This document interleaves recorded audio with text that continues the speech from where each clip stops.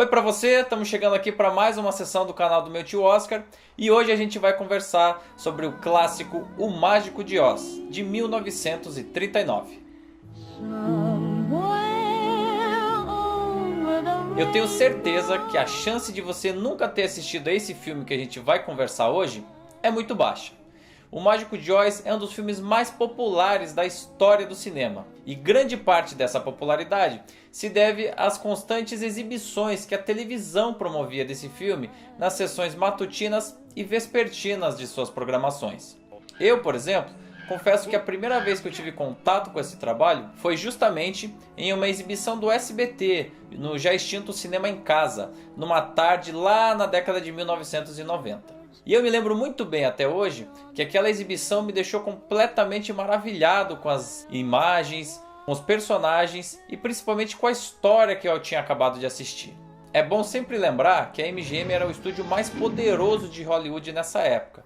E todos os seus filmes tinham um tratamento diferenciado, tanto em termos estéticos quanto artísticos. As maiores estrelas, os maiores técnicos e a equipe mais qualificada por trás das câmeras costumava ser da MGM, o que conferia aos seus trabalhos um refino técnico e artístico diferenciado.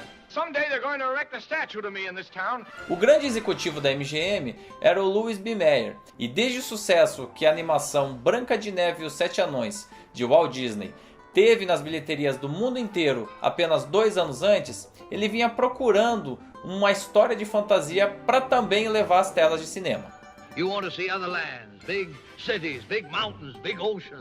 Foi aí que ele adquiriu os direitos de adaptação de O Mágico de Oz, do escritor L. Frank Baum, o autor dessa história. Para quem eventualmente não sabe do que se trata, a história segue os passos da jovem Dorothy, uma menina que mora junto com seus tios numa fazenda no interior do estado do Kansas. Numa determinada noite, cai uma tempestade horrível, com ventos muito fortes, que chegam a arrastar a casa onde eles vivem até um outro local distante dali, conhecido como a Terra de Oz.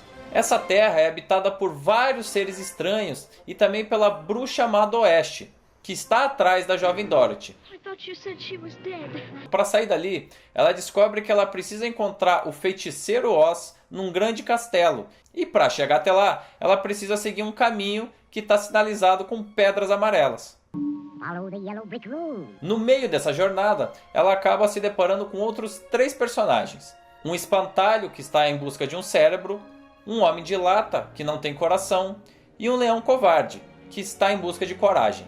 Com quase 3 milhões de dólares investidos, esse filme acabou sendo o maior investimento da história da MGM até então. E toda a principal equipe do estúdio estava à disposição dessa produção.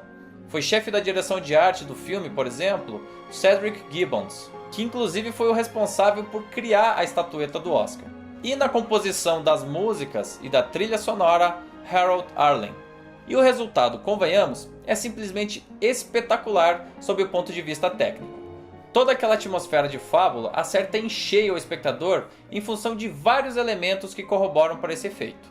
A fotografia, por exemplo, é de uma beleza estonteante, até porque o filme utiliza o Technicolor em oposição ao preto e branco do início da narrativa. A sequência em que Dorothy abre a porta e se depara com aquele universo fantástico é uma das mais marcantes de todos os tempos, convenhamos. Toto, I have a feeling we're not in Kansas anymore. O uso das cores, inclusive, foi muito bem orquestrado entre as equipes de fotografia, de maquiagem, de figurino e da direção de arte. Então você vê a caracterização daquele espaço fantástico completamente recheado de cores quentes. Você tem uma predominância muito clara do vermelho, do amarelo e do laranja, que tornam aquele ambiente vibrante e que contrasta muito com a própria caracterização da nossa protagonista. A Dorothy tem um tom de pele bastante claro e ela vem caracterizada num vestido azul claro, numa clara alusão à doçura e à fragilidade daquela personagem em contraste com os demais elementos ali apresentados. Houve também muito cuidado da equipe de figurino na caracterização dos demais personagens que vão se juntar à história ao longo da narrativa. Então você tem, por exemplo, o espantalho e o homem de lata em cores que não se chocam em nenhum momento com os demais elementos. E até mesmo o leão, que possui um tom de pele aí um pouco pardo e que poderia se confundir com o amarelo e com o laranja, ele é apresentado numa sequência em que a floresta se apresenta como mais escura. Esses 3 personagens, inclusive, são interpretados por atores que, apesar de não tão conhecidos no meio cinematográfico, eram experientes artistas do chamado vaudeville, um gênero de entretenimento norte-americano que mesclava apresentações artísticas diversas, como ilusionismo, números musicais, esquetes cômicas e leitura de poesias em um mesmo espaço. Judy Garland, por outro lado, foi uma aposta de Louis B. Mayer e, por sinal, muito bem acertada. A carreira dela nunca mais foi a mesma depois desse primeiro papel, se tornando uma das principais estrelas do cinema norte-americano. Outros pontos notáveis dessa produção são a grandiosidade dos cenários, que, apesar de terem sido construídos em ambientes internos, dão uma impressão de imensidão quase infinita. Outro ponto verdadeiramente espetacular dessa produção são os efeitos visuais. Atualmente pode parecer banal a gente observar um personagem como a Bruxa Má desaparecer na frente dos nossos olhos e atrás de uma nuvem de pó, de fumaça. Mas isso naquela época, quase 80 anos atrás, era um desafio muito contundente. Outra cena que me chama muito a atenção nessa questão dos efeitos é quando a Bruxa Má observa o nosso quarteto protagonista em uma bola de cristal. Não existia computação gráfica nessa época, e esse efeito foi muito bem realizado apenas com ferramentas óticas, que hoje em dia podem até soar risíveis para os técnicos contemporâneos. E é claro, não dá para deixar de citar o quesito musical. A trilha sonora conseguiu desbancar inclusive o favoritíssimo E o Vento Levou na cerimônia do Oscar. E todas as canções me parecem muito bem colocadas ao longo da linha narrativa.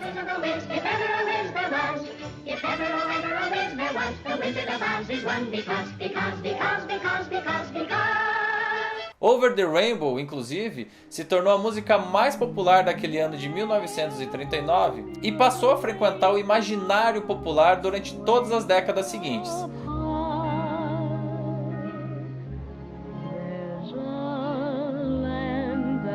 Uma rápida e simples consulta ao YouTube, por exemplo, vai revelar dezenas de versões e regravações dessa música, que incluem artistas como Frank Sinatra, Ray Charles e tantos outros.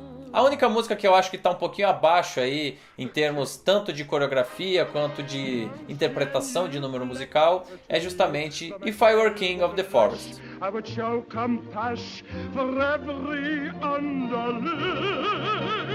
Foram 4 os diretores que passaram por esse filme: Richard Thorpe, George Cukor, King Vidor e Victor Fleming, que por ter ficado a maior parte do tempo, acabou recebendo os créditos por essa obra.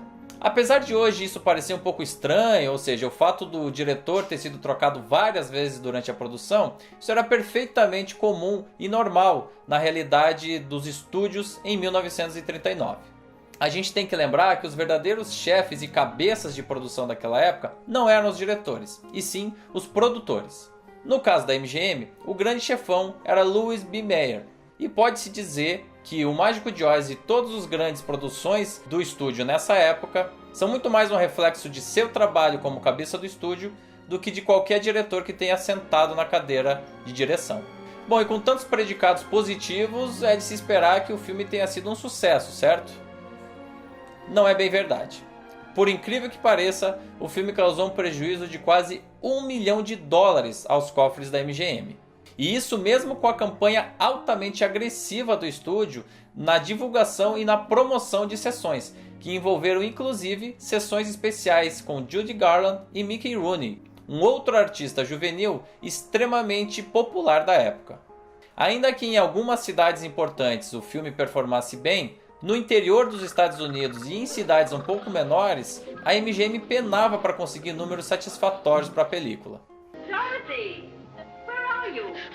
Alguns relatórios resgatados dos arquivos da MGM dessa época revelam, por exemplo, que em cidades como Denver e Baltimore, o filme chegou a ter problemas para ficar entre os 5 mais vistos do estúdio naquele ano. Sendo assim, o estúdio acabou tendo lucro com o Mágico de Oz somente décadas depois, quando começou a negociar os direitos de exibição do filme justamente com as televisões. A crítica da época ficou bastante dividida entre os defensores efusivos e aqueles que observavam um filme no máximo regular. e eu confesso que eu pendo para esse segundo grupo de pessoas. É claro que O Mágico de Oz é uma fábula linda, um filme para qualquer momento e para qualquer público, de qualquer idade. Um verdadeiro espetáculo técnico, um primor de produção, uma peça que ajuda a reforçar o poderio da Metro-Goldwyn-Mayer como o estúdio mais glamouroso de sua época. Com o passar do tempo, essa obra passou a cultivar fãs no mundo inteiro, ganhou status de obra-prima, mas na minha opinião, esse culto ao filme acaba ofuscando uma fragilidade muito problemática, que é justamente o roteiro. Na minha opinião, o texto que dá origem a esse trabalho é demasiadamente simples e linear, chegando a ser inclusive previsível.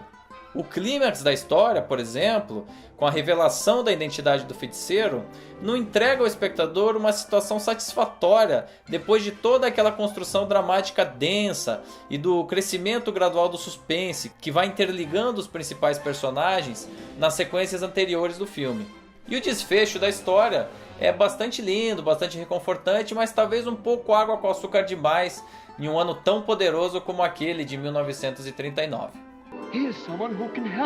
As qualidades técnicas e o tamanho dessa produção superam em muito as qualidades artísticas de construção dessa história e de desenvolvimento principalmente do roteiro.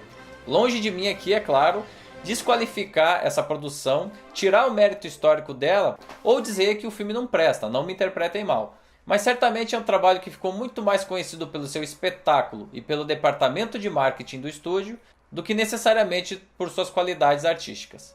O que não tira, é claro, a magia daquela sessão onde eu tive o primeiro contato com o filme ainda criança. Oh dear, that's too wonderful to be true. E já que a gente está aqui falando da MGM, o nosso próximo filme a ser analisado é também uma produção do estúdio, que traz a atriz Greta Garbo num papel de comédia. Ninotchka vai ser o próximo filme a ser analisado aqui e eu conto com a sua presença. Se inscreva no canal, ative as notificações, participe comentando e se inscrevendo também nas outras redes sociais e volte aqui. Um forte abraço e até a próxima sessão. Because of the wonderful things he does.